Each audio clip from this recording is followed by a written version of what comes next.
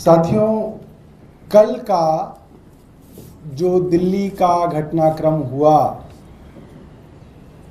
उसको पूरा देख के पूरा का पूरा विश्व सकते में है। आज दुनिया के हर कोने में ये बात हो रही है। भारत की गली गली मोहल्ले मोहल्ले में बात हो रही है। दिल्ली के हर पार्क में आज मॉर्निंग वॉकर्स यही चर्चा कर रहे थे कि इतिहास में कभी नहीं हुआ कि एक सिटिंग चीफ मिनिस्टर बेल पाने के बाद, जेल से निकल जाने के बाद खुद ये ऐलान कर रहा है कि अगर मुझे ईमानदार मानते हैं तो मुझे वोट दीजिएगा। देश में बहुत सारे चुनाव लड़े जाते हैं, लड़े गए हैं। जाति के नाम पे चुनाव लड़े जाते हैं, धर्म के नाम पे चुनाव लड़े जाते हैं, भाषा के नाम पे चुनाव लड़े जाते हैं। ये पहला देश में चुनाव होगा जिसमें एक मुख्यमंत्री कह रहा है कि ईमानदारी के नाम पे इस चुनाव को लड़ा जाएगा, और वो तब जब देश की केंद्र सरकार सारी एजेंसियों को लेके, क्या ईडी, क्या सीबीआई, क्या इनकम टैक्स, क्या एसीबी, सब एजेंसियों को लेके एक मुख्यमंत्री के पीछे लगी हो और उसको बदनाम करने की कोई कोशिश ना छोड़ी गई हो, कोई ऐसी बदनामी की कोशिश ना छोड़ी गई हो 2 साल में जो भारतीय जनता पार्टी ने ना की हो।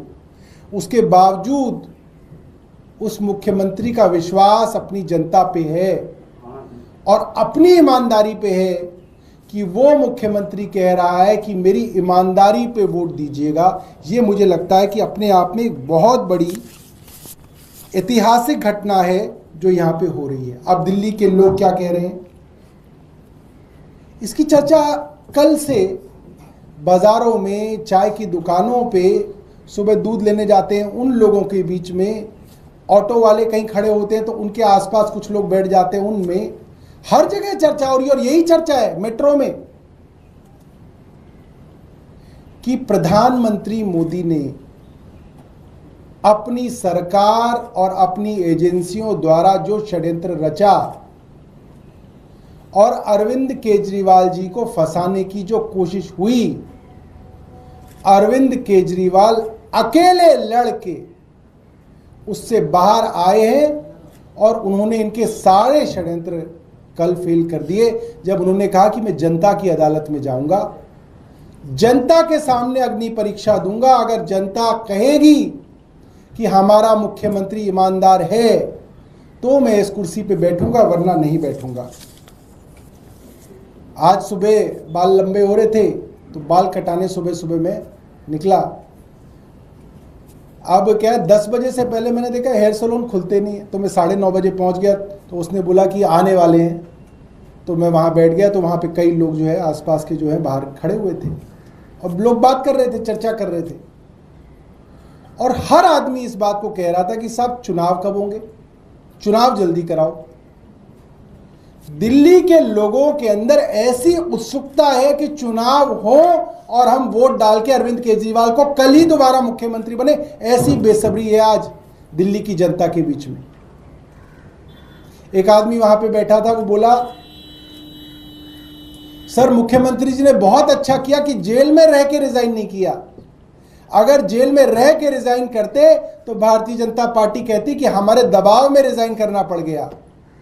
मुख्यमंत्री जेल से बाहर आए और खुद अपनी मर्जी से रिजाइन किया।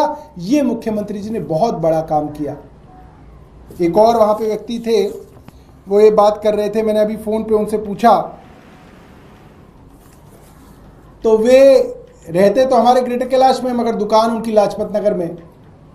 तो कह रहे थे कि सर लाजपत नगर के भी जो दुकानदारों का ग्रुप है जिसमें अधिकतर लोग भारतीय जनता पार्टी के समर्थक हैं, वो लोग भी ये बात कह रहे हैं कि ये अपने आप में बहुत बड़ी बात है कि एक मुख्यमंत्री अपनी कुर्सी से खुद रिजाइन करके कह रहा है कि जनता कहेगी मैं ईमानदार हूं तो इस कुर्सी पे बैठूंगा, वरना इस कुर्सी पे नहीं बैठूंगा। इसके बाद मोटे तौर पे जनता के बीच में जो बातचीत है वो ये है कि भारतीय जनता पार्टी को लेके जबरदस्त नाराजगी है। और नाराजगी इसलिए कि उनके द्वारा चुने हुए मुख्यमंत्री, जिस मुख्यमंत्री ने आईआईटी पास किया, आईआरएस का एग्जाम पास किया, इनकम टैक्स कमिश्नर थे, नौकरी को छोड़ के 10 साल तक झुग्गियों के अंदर समाज सेवा की हो, मुख्यमंत्री रहते हुए भी लगातार संघर्ष किया हो, लोगों को मुफ्त बिजली दी हो, पानी दिया हो, अस्पताल दिए हो, स्कूल दिए हो, मोहल्ला क्लिनिक दिए हो, बुजुर्गों को मुफ्त तीर्थ यात्रा दी हो, महिलाओं को मुफ्त बस यात्रा दी हो, ऐसे मुख्यमंत्री के पीछे भारतीय जनता पार्टी ने अपनी सारी ताकत लगा दी। आज लोगों के मन में बहुत नाराजगी है कि एक ईमानदार आदमी के पीछे पूरी की पूरी केंद्र सरकार पड़ गई और उस बेचारे को जेल तक लेके गए। और वो आदमी जब जेल से बाहर निकला तो उसने सत्ता का सुख नहीं भोगा। उसने कहा कि मैं अब जनता की अदालत में जाऊंगा, जब तक जनता नहीं कहेगी तब तक इस मुख्यमंत्री की कुर्सी पर नहीं बैठूंगा। कई चर्चाएं हो रही हैं, अलग अलग चर्चाएं हो रही हैं। कुछ लोग तो ये कह रहे हैं कि सर सतयुग में सुना था भगवान राम ने परिस्थितियों वश राजगद्दी का त्याग किया था और 14 साल के वनवास पे चले गए थे। अयोध्या की सारी जनता रो रही थी, बिलख रही थी कि राम आप मत जाइए, आप इस सिंहासन पे बैठिए। मगर मर्यादा के कारण, परिस्थितियों के कारण राम उस सिंहासन को छोड़ के चले गए और 14 साल के वनवास पे रहे। और उनके पीछे जिसको वो सिंहासन मिला, भरत उनके भाई, वो भी उनके खड़ाव रख के इंतजार करते रहे कि राम वापस आएंगे तो अपना जो है काम संभालेंगे। अरविंद केजरीवाल राम नहीं है, राम तो भगवान थे। भगवान राम के भक्त हनुमान और हनुमान के भक्त अरविंद केजरीवाल जी हैं। वो तो राम से तुलना नहीं की जा सकती। मगर जिस मर्यादा के नाम पे सतयुग में भगवान राम ने अपना सिंहासन छोड़ा था, आज ऐसा उदाहरण दिख रहा है कि एक मर्यादा के नाम पे, एक नैतिकता के नाम पे, एक जनता के हाथ में अपनी पूरी की पूरी बागडोर देने के नाम पे अरविंद केजरीवाल ने इस्तीफा दिया है। और अरविंद केजरीवाल जी ने कहा है जनता वापस बिठाएगी तो इस कुर्सी पे बैठूंगा, वरना इस कुर्सी पे नहीं बैठूंगा। बहुत बहुत धन्यवाद। आपके पास कोई प्रश्न हो तो आप पूछ सकते हैं। सौरभ जी, कल सीएम ने ये भी कहा था कि वो और मनीष दोनों में से कोई सीएम नहीं बनेंगे नेक्स्ट सीएम, लेकिन नेक्स्ट सीएम कौन होंगे इसको लेके बहुत चर्चा है। कम से कम इतना बता दीजिए, जो कैबिनेट में आप लोग हैं उन्हीं में से होंगे या कोई और नया चेहरा होगा? क्या कोई रणनीति बनाई गई है? मैं आपको बताऊं, आपको जितनी जानकारी है उतनी ही मुझे जानकारी है।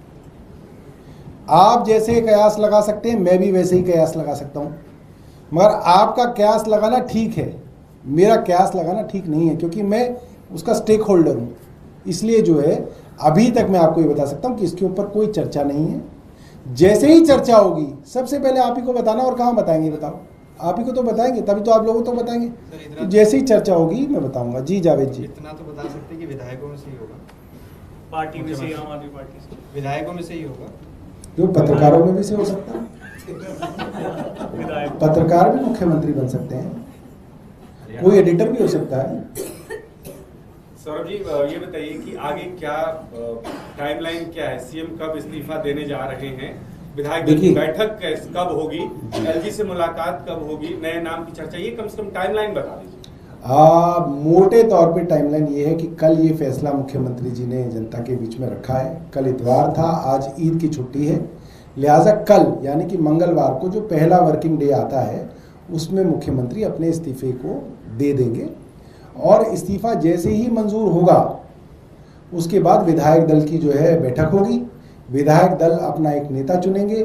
जो नेता चुना जाएगा वो अपना स्टेक टू पावर, जो अपना क्लेम है, वो उपराज्यपाल के माध्यम से राष्ट्रपति को अपना क्लेम देंगे। क्योंकि कोई ऐसी दिक्कत नहीं है, हमारे 60 विधायक हैं, तो जाहिर सी बात है उनको बुलावा आएगा। और जब वो बुलावा आएगा तो फिर वो जो है अपनी शपथ लेंगे।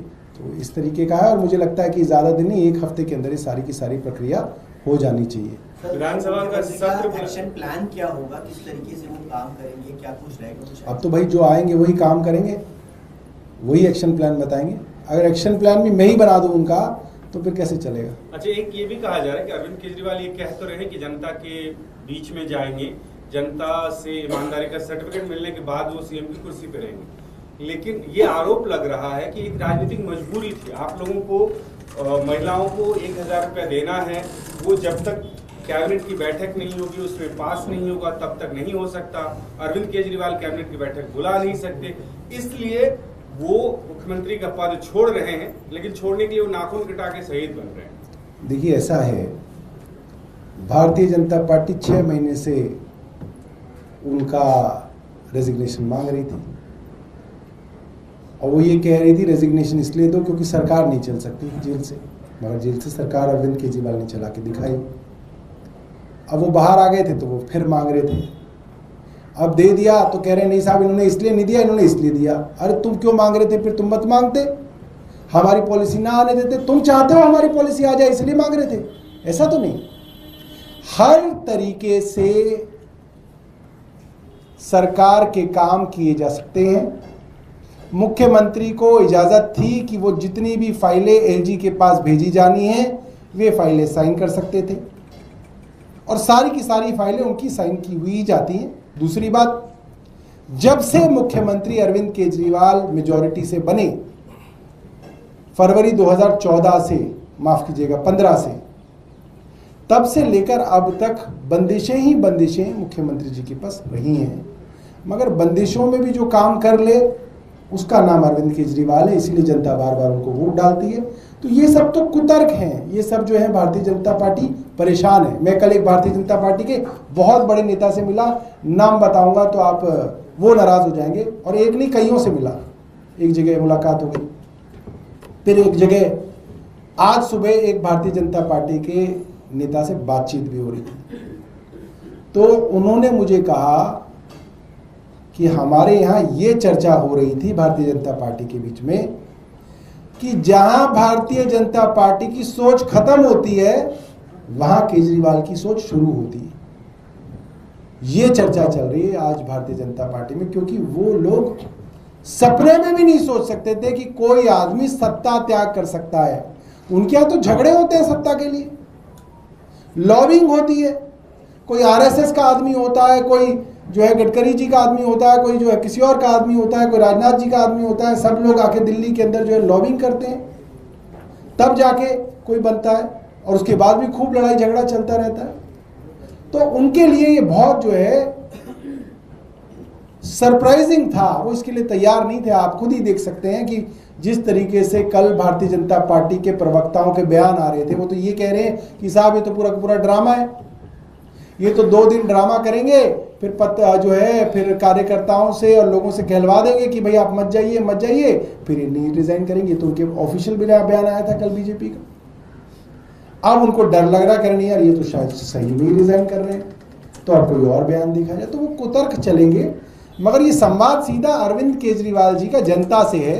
अरविंद जी जो कहना चाहते हैं वो जनता के मन तक पहुंच गई है बात, और जनता बहुत नाराज है। मैं आपको बता सकता हूं, आप सड़क पे घूमिए, आपको वो नाराजगी जो है दिख जाएगी। जनता भारतीय जनता पार्टी के नेतृत्व से खासी नाराज है। सर एक सवाल, आप लोग कह रहे हैं कि चुनाव जल्दी हो जाना चाहिए, अगर चुनाव जल्दी करवाने विधानसभा भंग कर दीजिए, चुनाव की मांग कीजिए, ये भी सवाल उठाया जा रहा है। इसकी क्या प्रक्रिया क्या है, सरकार क्यों नहीं बंद कर रही? 6 महीने पहले चुनाव से, जो चुनाव का दिन होता है उससे 6 महीने पहले, 5 साल पूरे होने से 6 महीने पहले चुनाव आयोग चुनाव करा सकता है। जैसे आप देखेंगे हरियाणा के चुनाव जो है उनका समय पूरे होने से पहले ही जो है चुनाव आयोग करा रहा है। तो हमने ये कहा है कि आप ये करिए। अब हम बंद कर देंगे, कहेंगे भाग गए, देखो ये छोड़ के भाग गए। तो हम भी अब समझदार हो गए, अब हम वैसे बेवकूफ़ नहीं रहे जो पहले थे, ठीक है, अब इतने नादान नहीं है।